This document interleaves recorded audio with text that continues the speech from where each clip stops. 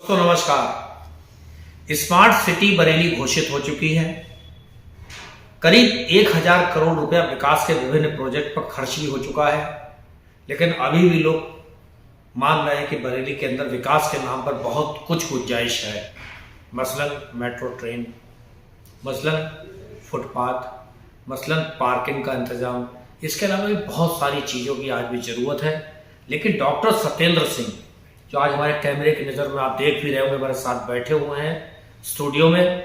आज आपसे बात करते हैं। डॉक्टर साहब, इतना रुपया स्मार्ट सिटी के नाम पर खर्च हो गया, फिर भी ऐसी कौन सी ज़रूरतें हैं जो प्राथमिकता के हिसाब से होनी चाहिए, जिनसे जनमानस सीधे तरीके से जुड़ पाए? डॉक्टर सत्येंद्र सिंह। नमस्कार। गंभीर साहब, बहुत अच्छा सवाल आपने पूछा है। शहर के बाशिंदे के नाते और शहर में जो हमारा सोच रहा है उसके हिसाब से इसमें ये कहने में मुझे कोई संकोच नहीं है कि पिछले 5 सालों में काफ़ी विकास शहर में दिखाई देता है। लेकिन शहर का विकास एक जो प्लानिंग के तहत होना चाहिए उसकी कमी नजर आती है। जैसे अगर हम देखें, वर्तमान में हमारा एक पुल बन रहा है, निर्माणाधीन है, कोहड़ा पी वाला पुल। तो पुल से निश्चित रूप से जनता को सुविधा मिलेगी, लेकिन पुल के साथ साथ हमें ये भी देखना चाहिए कि पुल के इधर और उधर जो सड़क है, यानी एक सिरा हो गया कोतवाली की तरफ, एक सिरा हो गया ये प्रदेशिया पुल की तरफ, तो इसके बीच में जो आने वाला समय है उसमें कितना ट्रैफिक हमारा बढ़ेगा, उसके हम हिसाब से हमारी क्या व्यवस्था है? क्या आपको लगता है कोई व्यवस्था है? तो अविलंब रूप से पुल के इधर और पुल के इधर की सड़कें हैं, उनको चौड़े करने का अभियान अभी शुरू हो जाना चाहिए। कल की प्लानिंग आज से ही होनी चाहिए, क्योंकि जिस दिन ये पुल खुलेगा तो उस दिन यहाँ प्रदेशिया से लेकर के और पुल तक और उधर कोतवाली पुल से आगे ट्रैफिक आप संभाले नहीं संभलेगा। ये ट्रैफिक साधारण आ जाकर के इधर ही आएगा सब पूरे शहर में। तो एक विजन होना चाहिए। कहने का तात्पर्य ये है, जैसे अगर कोई मेयर बनता है तो सबसे पहले कम से कम महीना भर उसको प्लानिंग लगाना चाहिए कि इस शहर में कौन कौन सी ऐसी सड़कें हैं जो लगभग हर समय टूटी रहती है, उन पर पानी बहता रहता है। कौन सी सड़कें ऐसी शहर में जो लगभग हमेशा टूटी रहती हैं और वो क्यों टूटी रहती हैं, उसका कारण पता होना चाहिए। अगर किसी का सड़क का ढलान ठीक नहीं है और आसपास का ड्रेनेज ठीक नहीं है तो निश्चित रूप से आप कितनी बार सड़क बनवाएं, वो हर महीने टूट जाएगी, 15 दिन बाद टूट जाएगी। ऐसा शहर में देखने में आया है। और जो सड़कें लगातार टूटती रहती हैं, तो मेरा तो विचार ये है कि ऐसी सड़कों को डाबर रोड ना बनवा करके उनके लिए सीसी रोड बनवाने की योजना बनानी चाहिए। उससे आपका लॉन्ग टर्म में खर्चा अगर आप कैलकुलेट करेंगे तो बहुत कम बैठेगा। जो हर महीने आपका रिपेयर में गुजर जाता है, जनता को परेशानी होती है। छोटी छोटी चीज़ें हैं।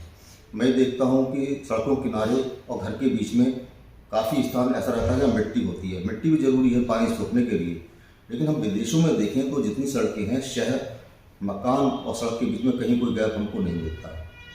उसका लाभ ये होता है कि एक तो गंदगी दिखाई नहीं देती है, दूसरा उसमें वाटर लॉगिंग नहीं होती है, सड़क जल्दी नहीं टूटती है, और आपको शहर बड़ा साफ सुथरा सा दिखता है। विदेशों के जो शहर हैं, हमारे जो शहर हैं, उनमें एक जो कमी नज़र आती है कि वो देखने बड़े सुंदर लगते हैं। उसका एक रीज़न है कि वहाँ एनक्रोचमेंट नहीं है। अगर कोई गली बनी है तो उसकी एक सीधी लाइन दिखाई देती है, उसमें आपको ऐसा दिखाई नहीं देगा कि एक घर ऐसे, एक घर ऐसे, एक घर ऐसे, एक घर ऐसे।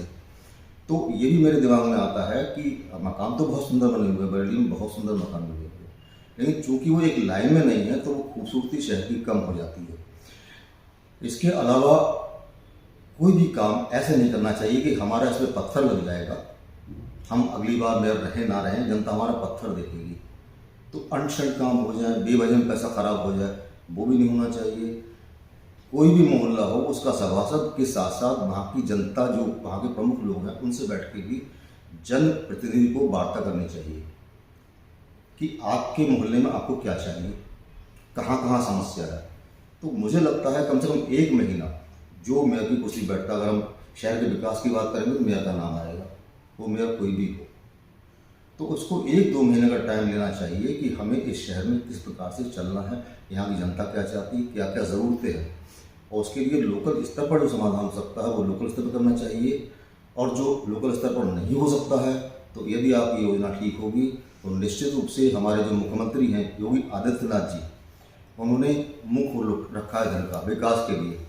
प्रधानमंत्री ने ये जो हमारा शहर है इसको किस में दिया हुआ है, स्मार्ट सिटी में कितने सौ करोड़ रुपया दिया हुआ है, 1000 करोड़। 1000 करोड़ रुपया। तो इस 1000 करोड़ रुपए से शहर का नक्शा बदल जाना चाहिए तो मुझे लगता है। इस कार्यकाल में जो मुझे ठीक लगा, भारतीय जनता पार्टी सरकार में आने के बाद में शहर के बहुत से ऐसे मोहल्ले जहाँ बहुत एनक्रोचमेंट था, जैसे शाहदाना की आप गली ले लीजिए, पुराना शहर ले लीजिए, यहाँ इधर भी आसपास ले लीजिए, तो इसमें अतिक्रमण तो बहुत हटाया गया, इसमें कोई शक की बात नहीं है। लेकिन अतिक्रमण हटाने के बाद भी दोबारा से वहाँ अतिक्रमण हो गया, इसकी व्यवस्था कौन करेगा? आप डेला पीर का वहाँ देखिए जो बना है आपका डिवाइडर चौराहे पर, वो 2 डिवाइडर साइड में बने हैं, उससे रोड पतली हो गई है। उन डिवाइडर का क्या औचित्य है, उसके लिए एक विचार करना चाहिए। अगर बना भी दिए दोबारा विचार कर लो, अगर जरूरत नहीं उनको हटा देना चाहिए। और निकट भविष्य में इस चौराहे पर ओवरब्रिज की आवश्यकता निश्चित पड़ेगी। पशुओं के बारे में क्या कहना चाहिए? गौवंश मंडराता है, सड़कों पर कूड़ा खाता है, बंदर बढ़ते जा रहे हैं, उनके लिए क्या कोई प्रवास की व्यवस्था कुछ नहीं? संतुष्ट हैं क्या आपसे? देखिए, सरकार ने तो बहुत धन दिया है, योजनाएं बहुत हैं, लेकिन उनका कहीं ना कहीं धन का सदुपयोग नहीं हो रहा है, इसलिए समस्या बनी हुई है। बहुत सारी गौशालाएं खुली हुई हैं। अच्छा, गायों का मैंने देखा, मैंने कई बार बड़े ध्यान से देखा, मैं आलोचना समालोचना में नहीं पड़ता ज़्यादा, कि घास के कई मैदान, अब ये गाय पता नहीं क्यों घास नहीं खाती है, कूड़े में दिखाई देती, ये मेरी समझ में नहीं आता है। तो इसका मतलब ये है कि कहीं ना कहीं हमारा जो कूड़ा की व्यवस्था है वो ठीक नहीं है, उसमें स्वादिष्ट कुछ ऐसे तत्व होते होंगे, गाय घास ना खा करके उस कूड़े को खाना पसंद करती है। अगर आप जाओ, यहाँ पर ये बाग था ना पहले जो सौखटा रोड है, उसके आसपास बहुत घास के मैदान है, उद्यान विभाग का। हाँ, उद्यान विभाग। तो वहाँ पर भी आप देखो, गाय घास ना खाकर कूड़ा खा रही होगी, तो कम से कम कूड़े की व्यवस्था ठीक हो जाएगी, तब ये समस्या। मतलब कूड़े की प्रोसेसिंग आपके हिसाब से अभी प्लांट कोई ऐसा नहीं चल पाया जिससे हाँ, कंज्यूम हो पाए? बहुत ही अच्छी बात आपने कही। इसमें शहर में पिछले 10 साल से ये चल रहा है कि साहब वहाँ पर प्लांट बनेगा, और ये बाकरगंज में आपका डंपिंग एरिया बना हुआ है, कई जगह शहर में डेरा पीर के तालाब के पास में डंपिंग एरिया बना हुआ है। तो जब तक ये प्लांट नहीं लगेगा तब तक ये समस्या का समाधान नहीं होगा। जहाँ तक बंदरों का सवाल है और ये जो आपके स्ट्रीट डॉग्स सवाल है, इनकी व्यवस्था होनी चाहिए। मैं ये तो नहीं कहता कि इनको मार देना चाहिए, तो मतलब इससे बड़ा डॉक्टर साहब एक बीच में टोक रहा हूँ, अगर बाय द वे भगवान करे और पार्टी ने आपको कहीं मौका दिया सेवा का, किसी भी रूप में जन सेवा का, तो आप किन चीज़ों को प्राथमिकता हिसाब से लेना पसंद करेंगे? देखिए, मैं सिर्फ एक शब्द में एक बात कह दूंगा कि आप शहर में 2 पुल देखते हैं, एक शामतगंज पुल, एक आपका ओडिशा पुल, तीसरा एयर टनल। ये 3 ऐसी चीज़ें हैं जो इस शहर को मेरे और श्री अखिलेश यादव जी के संबंध में दिया है। विचार न मिलने के कारण मैं पार्टी से अलग हो गया कुछ मुद्दों पर। मेरा सोच यही है, मैं उनके बहुत निकट था। शहर का कोई बाशिंदा नहीं कर सकता है कि डॉक्टर सत्येंद्र सिंह ने अपने संबंधों का व्यक्तिगत लाभ उठाया। डॉक्टर सत्येंद्र सिंह ने अपने संबंधों का जो भी दिया वो शहर को दिया। मैं एक ईमानदार व्यक्ति हूँ, और निश्चित रूप से अगर शहर ने, जनता ने मुझे मौका दिया तो इसी सोच के तहत काम करूँगा, और शहर को जो अपेक्षाएं एक जन प्रतिनिधि से होनी चाहिए वो 100% पूरी होंगी। ये लगेगा शहर बरेली, लखनऊ और बरेली के बीच में एक बहुत ही सुंदर, बहुत ही एक तरह से जिसका उदाहरण लोग दें कि विकास हो तो बरेली जैसा हो, ऐसा मेरा प्रयास है। जैसा आपका कुछ सफरनामा मेरे दर्शक जानना चाहेंगे? मैं यहाँ आंवला तहसील ग्राम गुड़गांव का रहने वाला हूँ, ग्राम गुड़गावा, थाना सिरौली। आदरणीय धर्मपाल जी गांव के आगे पड़ता है, गुलड़िया गौरीशंकर के। मेरी शिक्षा प्रारंभिक गांव में हुई। इसके बाद यहाँ शहर बरेली में मैं भूड़ मोहल्ले पे जाट भवन में रहा, और कुंवर दया शंकर इंटर कॉलेज में मैंने हाई स्कूल तक की शिक्षा ली। इसके बाद 12 से लेके BSc तक मुरादाबाद रहा। उसके बाद फिर king George medical college Lucknow से MBBS और MS तक का मेरा सफ़र रहा। सन 93 अंत में मैं बरेली आ गया दोबारा सेवा करने। मेरा मन था मैं लौट के अपने शहर जाऊँ।